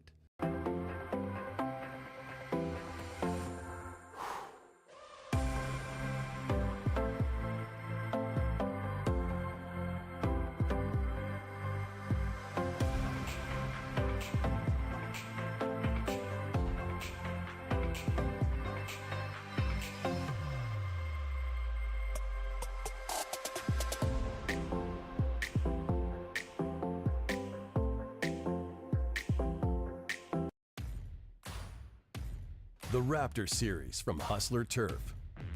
A premium line of residential mowers designed with a wide stance for operator comfort. A one-piece 11-gauge steel frame and welded steel deck for added durability. Finished off with premium Kawasaki V-twin power. We are Hustler Turf, and this is Hustler Country. Patient care at its finest is found at Tennessee Valley Family Care. From primary to infant care, physicals, women's health, allergies, diabetes management, plus on-site labs and ultrasounds. Let practitioners Liz Phillips, Kathy Cohen, and Stephanie Tucker care for your health and your entire family's health. Let Tennessee Valley Family Care help you reach your health care goals. There are now more ways to save at Quick Mart. Become a Quick Club member and easily earn rewards on qualifying purchases at Quick Mart convenience stores using the Quick Club app, available on the Apple App Store and Google Play. To save on fuel for work, use the Fuel Rewards Pro app to earn 5 cents a gallon on work fill-ups and redeem the savings for yourself. To get started, visit fuelrewards.com/pro or download the app in the Apple App Store and Google Play.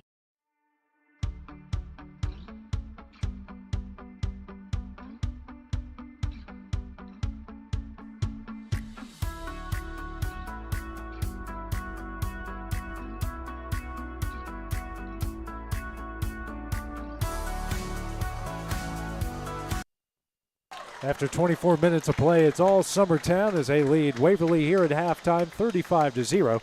Taking a look at the first half stats, Summertown had 245 yards on 31 plays in the first half. Cade McCoy, 8 carries, 65 yards, 3 touchdowns. Logan Love, 4 carries, 57 yards. Quinn Smith, 6 carries, 37 yards, 2 scores. Jaden Stoll, 5 carries, 35 yards. Colton Pugh, 2 carries for 15 yards. Michaela Powell, 1 for 8. Max Dillard, 1 for 7. Throwing the ball, Jaden Stoll 2 for 4 for 21 yards. Receiving-wise, Jack Baker with a catch for 12 yards. Logan Love 1 for 9 yards. On the other side for Harpeth, on 23 plays, they have 76 yards. Their leader on the rushing side of things is Logan Harbinson, 9 carries for 61 yards. And big difference in this one, Adam, has been turnovers. Summertown has 1, Waverly has 3, and Summertown have turned all 3 turnovers into touchdowns. Well, and, you know, the turnovers hurt because of field position. But honestly, look, Summertown's been stopped once tonight, and it was on a backside blitz that caused a fumble. Other than that, I mean, there's nothing that gauges that would tell you that when Summertown's rolling and playing effectively and running the football and, you know, mixing in the pass and everything, that Waverly they really haven't stopped this team tonight, other than the one, which was a great play on the blitz. But really, other than that, man, Summertown's really just had their way the whole night. Hoffman ready to kick it away here for the Eagles. You got Harrison, Ralston, and it looks like Harris back deep to return here for the Tigers. It's a hard kick that goes over Waverly's head, and he's going to eventually have to field it. He does at the 2-yard line. He's going to dance around. Kind of careless with the ball a little bit there as he makes it to the 18-yard line. On the return there was Christian Herron.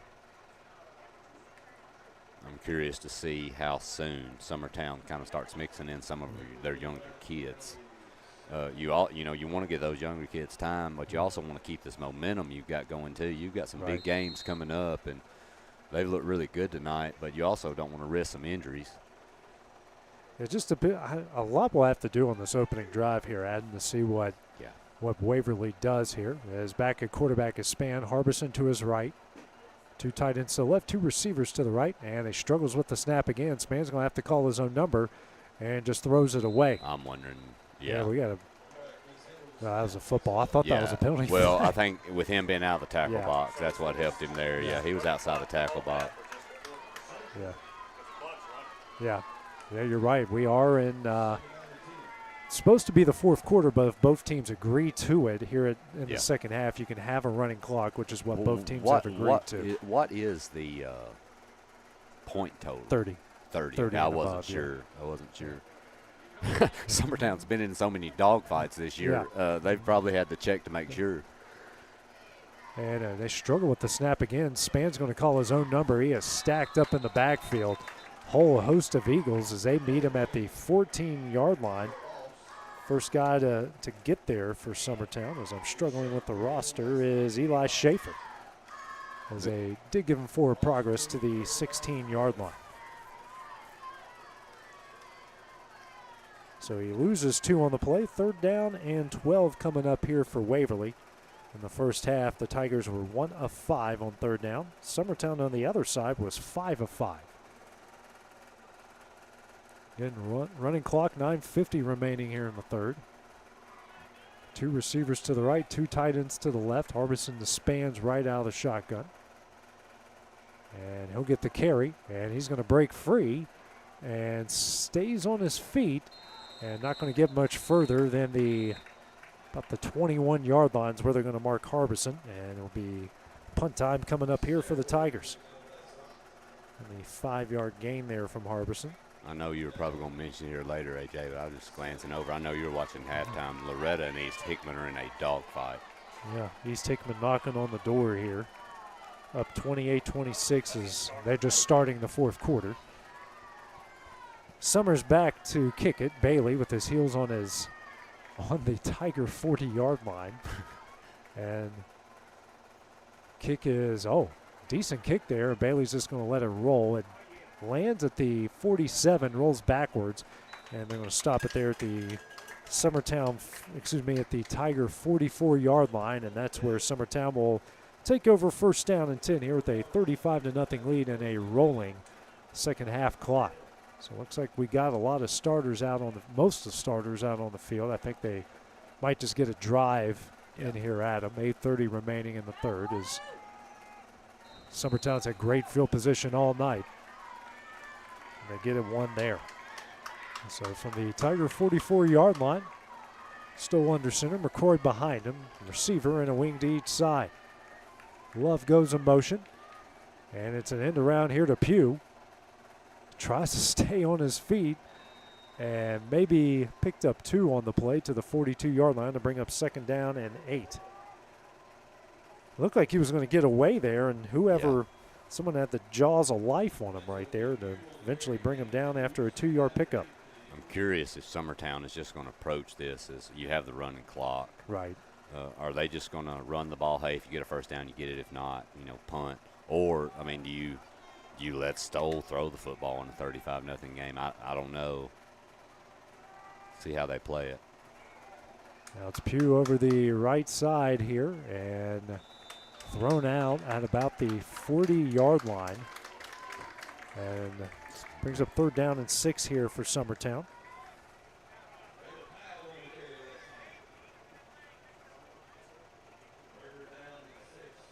I wasn't aware, AJ, till you mentioned it. I guess, I got here a little bit after you did. I wasn't aware that their bus broke down. Yeah, bus broke down, which is why we started at 7:30 instead of 7. Well, I thought maybe it might have been due to the homecoming, right, events. But what score we got here? Well, I'm trying to fix my stats here. Oh, Mount Pleasant, Donaldson Christian up on them, 41-0. Man. As next carry. Looks like that was McCroy, got it to the 35-yard line, brings up 4th down and short. Well, and to tell you, talking about Mount Pleasant, we were talking about the Hickman or the game with Summertown last week and that weather, having to play in it. Yeah. Mount Pleasant and Lewis County in a barn burner, I believe, 8-6. 8-6, and all of that was scored in the first half. Yeah, and the week before, the high-powered offense Mount Pleasant has, and I think they scored 40-something against Loretta. Yeah. So that tells you what the conditions will do to an offense. It's a great equalizer, as they say weather is. Handoff here to McCroy. He will get enough for the 1st down. And they will mark him at the 32-yard line. And that will 3-yard pick up another 1st down. And not necessarily too much of a surprise. Actually marked it at the 33 on the Mount Pleasant side. If Donaldson Christian has I believe a 4-star tight end and a 5-star quarterback. So I mean, Mount Pleasant's a really good football team, but you look at what Donaldson Christian has. Well, you know, Page has had a 3 or 4 star quarterback that's moved in there, and they are rolling. Yes. And they already had a fairly talented team anyway. And you had look, when you add a quarterback into the mix that can do a lot of things, man, it transforms a team a lot of times. There's Braden Cooper on the carry there as he makes it to the 29-yard line. 4-yard pickup, 2nd down and 6. Starting to see some different guys. Yeah, as Dillard will come in for Stoll here. Is about to hit the 5-minute mark on a rolling 3rd quarter clock. I might get home on my bedtime with this rolling clock. I might actually make a decent time out the Disney World. Dillard under center. Hand off again. Actually, no, did Dillard call his own number there? Yeah, it looks that way. Or did he rip it out? They did. It's a fumble, and they have the ball at the 31-yard line. Yep. Now, I knew they kind of looked a little weird there. I'm curious to see a replay. Yeah, Will's got the replay up here. Let's see what happened. I think they just ripped it out of Dillard. No, it was a mishandled handoff. I don't know. It really doesn't look like if the back even got full possession of the ball. Okay, yeah. From the way it looked. It didn't look right. No. You can see here.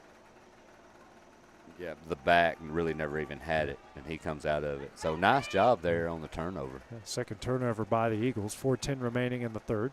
Span still a quarterback. That's a high snap. And he will fall on it. Looks like at the 15-yard line. So that's a 16-yard loss on the play. And you hate it for Span because that goes against his rushing total. Yeah.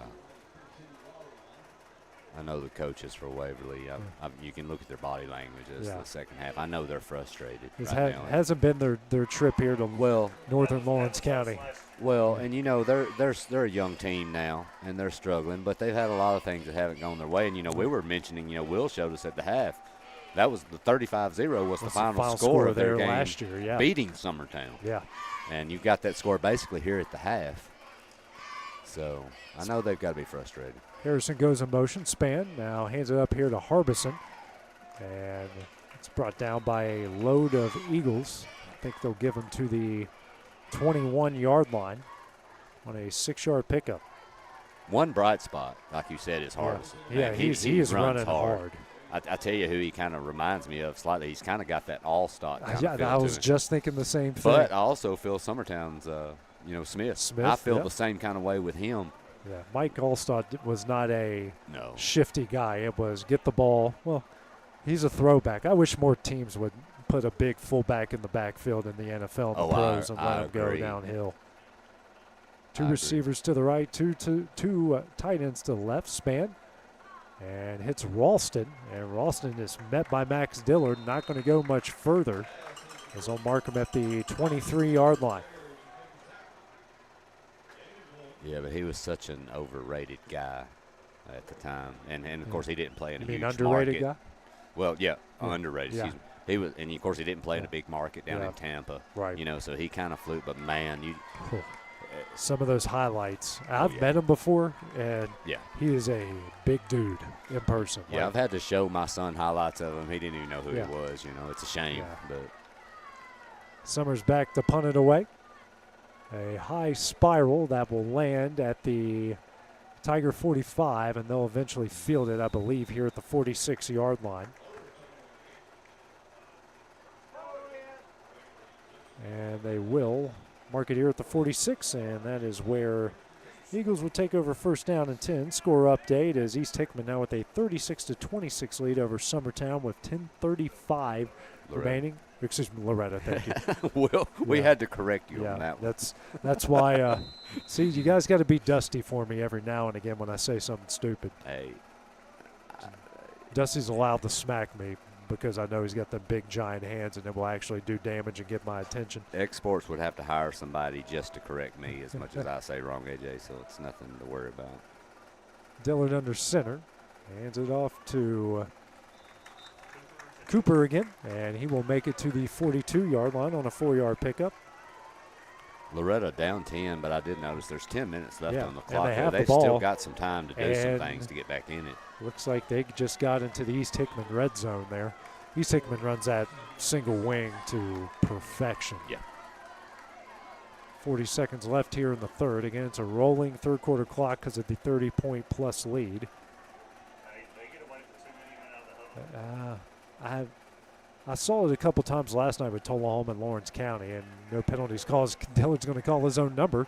He gets across the 35, tripped up at the 33-yard line, and Dillard's going to pick up enough for a first down, and that will be probably the final play of the third quarter.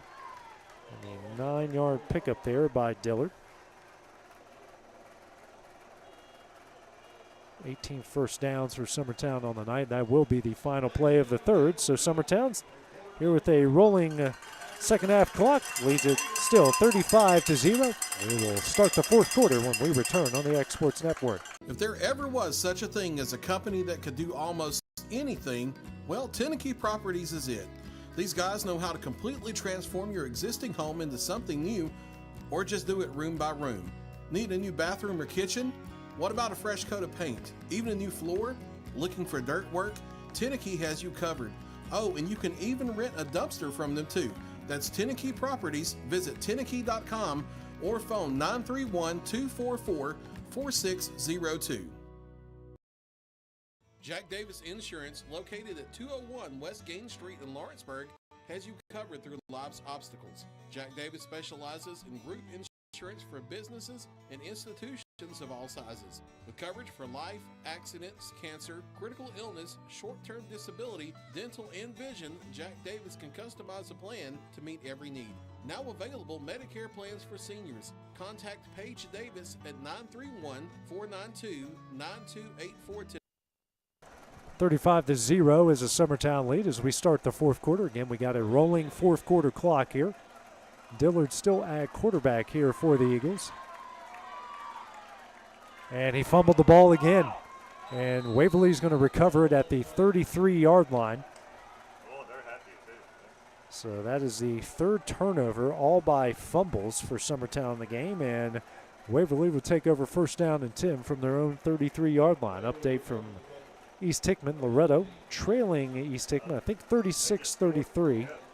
Did he get the extra point or is it blocked? They did. They did? Okay, so 36-34 with 8:52 remaining there in the game. Oh, it's 36-33. Okay, yeah. 36-33. There's that West Virginia math coming into play again. I did go to a blue ribbon school, quote unquote, but I was not the reason they were a blue ribbon school. Just ask every single one of my teachers. Always said, your sister was smart. Your sister was easy to deal with. You're a different story.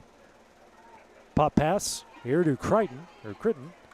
Gets across the 40 and gets very close to the line of gain. It's going to be, looks like about a half yard short at the 42. Decent pickup there by Creighton. If you're Summertown, you're going to win the football game, but man, I know these kids, you just have to have the pride of just wanting to have a shutout. Right. It's just a motivating factor here. If you look at the size of some of the defensive linemen on their JV. Yes. Next to the varsity here. Span, low snap, hands up to Harbison over the left side, and he will drag defenders into Eagle territory and down to the 46-yard line. Another good run by Harbison. It's not very often either where you see where your linebacking crew actually weighs 30 pounds more than your defensive lineman. Right. I was noticing that just then. I'm like, man, those linebackers. And then you look at the D-line. It's a big deal for these JV guys when they get the play on the play varsity. Well, and now, but also too, they've still got Harbison in. Yeah. So I mean, you're dealing with a load now with that young man. He's run well tonight already against Summertown's starting team.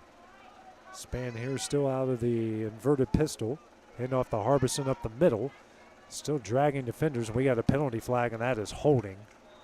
They threw that pretty quickly, and I think that's going to go 10 yards in the other direction. Yeah. So that will bring up first down and 20 here against the Tigers. It's just the second penalty against. We haven't hardly had any penalties tonight. No. At all. Summertown did have a holding penalty on them, in that first drive that backed them up to 1st and 20, but I think they followed it up with about a 12-yard run. Ended up scoring on that possession too, so penalties really haven't had much of a factor tonight at all. 3 penalties combined for both teams for 25 yards tonight. Span, now a handoff here up Harbison. And Cooper wraps him up at the 48-yard line and stops him. 4-yard pickup. That will bring up 2nd down and 16. Clock now at 8:40 here remaining in the game. I'm going to tell you now that the Cooper, man, he is one tough kid. The sad part is I remember coaching him when he was 5 years old. I'd like to tell you how, hey, I played Cooper. He always started him because I was scared of him at 5 years old. He was that tough of a young kid. I was like, look, kid, you're going to start. Yeah. I don't care. He just said the word. He just had to give you the look. He looked right? at me the wrong way. I said, hey, get out there quick. You know. No, that kid's tough, man. He's a good young football player. Span, quick throw out here, in and out of the hands of Ralston. And that'll bring up 3rd down and 16.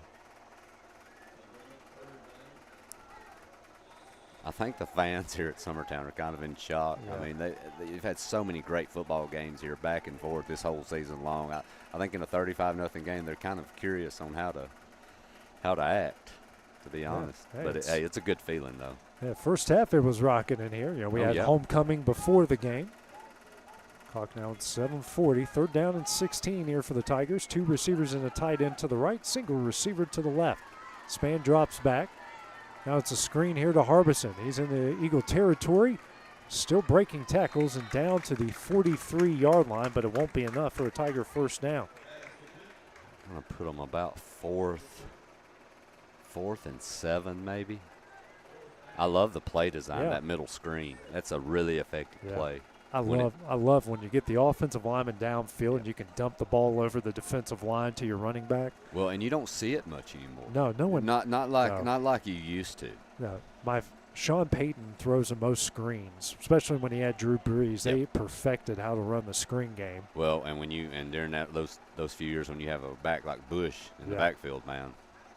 And that snaps over Span's head, and he's going to hold on to the football, throws it, and that one is incomplete. In and out of the hands of Crichton. The most exciting play of the night. I'll say that. You had a lot of twists and turns in that one. Another turnover on downs as the Tigers are now 0 for 3 on 3rd down on off-the-field situations. 3rd down and 4th down combined. They're 1 of 11 tonight. So Eagles will take over with 6:20 remaining in the game. Clock still rolling here with the ball on their own 43-yard line. So they might do enough here just to run this one out. Well, and you got to clean some things up if you're Summertown. You know, you got a really good quarterback that I believe is a senior this year is fixing to be gone. This could be your offense or a large part of it. You fumbled 2 straight possessions here on careless turnovers, on handoffs. Those are things that got to get fixed. And we had a false start here against Summertown. The right side of the line was not set, so that's only the 2nd penalty here against the Eagles. And we'll take them back to the 38. Just a combined 4 penalties. I can't remember the last time, well, except for the Super Bowl, because for some reason NFL officials don't want to throw the flag at all in Super Bowls. Well, we had 4 penalties on the first drive against Mount Pleasant. I don't think we were 7 minutes into the game. We had 4 penalties called on both teams. I mean, that was something else. It's been a clean game tonight. Well, give both sides credit on that. And I think the officials these are the kind of game officials like. I don't think you like throwing flags as an official. I never did. But ooh, what a tackle by Span. Yeah, that's how it's done, man. Right, he squared him up. 34-yard line. The unfortunate guy there was, Jake Pettis. No, it was 16. It was 16. Oh, okay. Are you sure? Yeah, I'm sure. Okay. That was, Jack Baker, who got met there at the 33-yard line.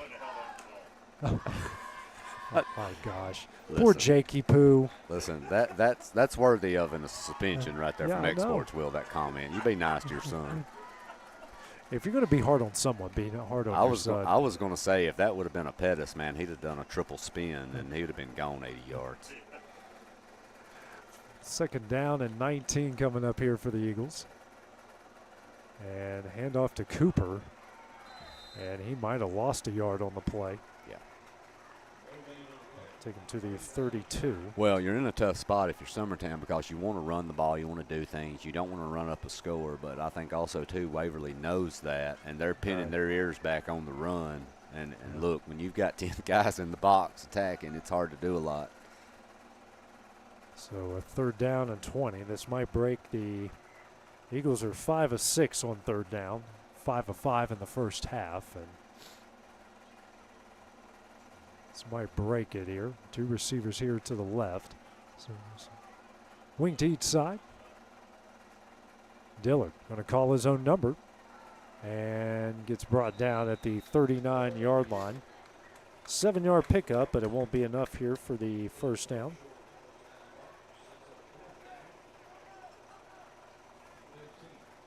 Looks like they're going to punt this thing away.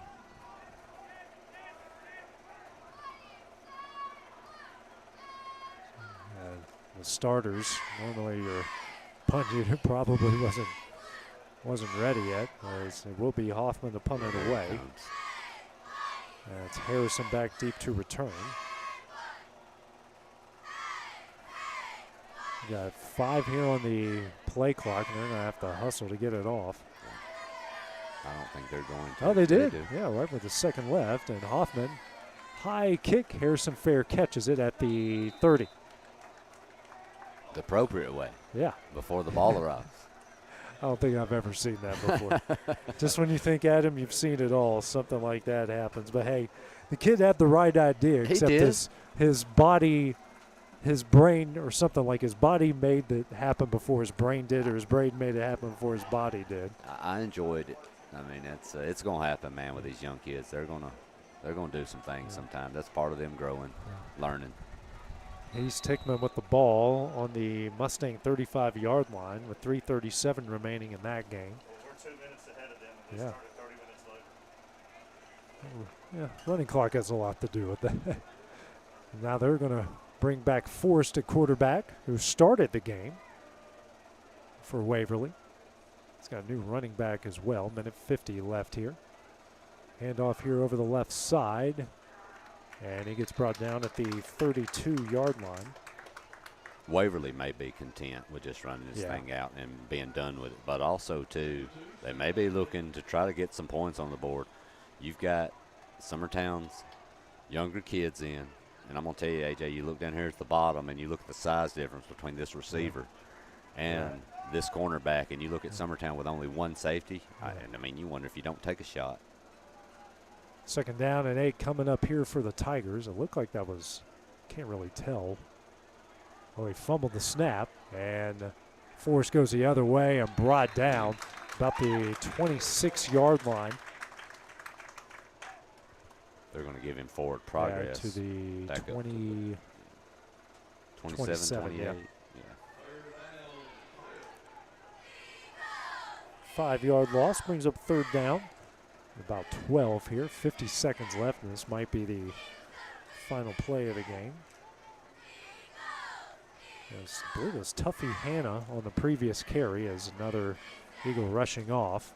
2 receivers to the right with the tight end, single receiver to the left.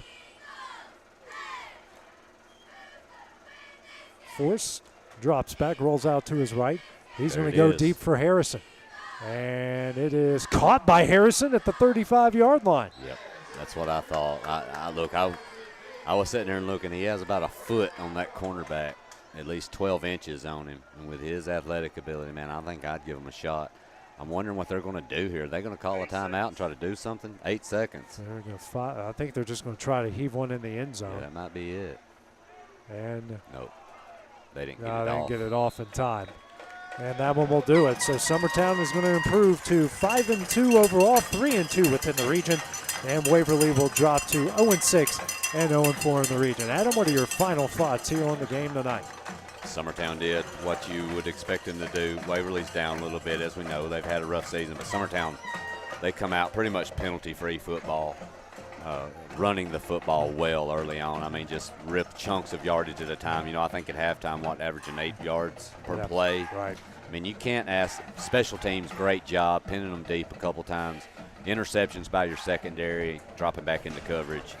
Complete game. I mean, and that's what you want to do. I mean, it's a good building block for the rest of this season. Gives them some confidence, and we'll just see what the rest of the year holds for them. But a big win, especially on homecoming night. Bye week coming up next for Summertown, so all 3 Lawrence County teams will have the week off coming up next week. Everyone enjoy it and enjoy the rest of your weekend as well. I'm off to Disney World, so y'all have some fun. Adam's off to the mountains, and Will's just off somewhere.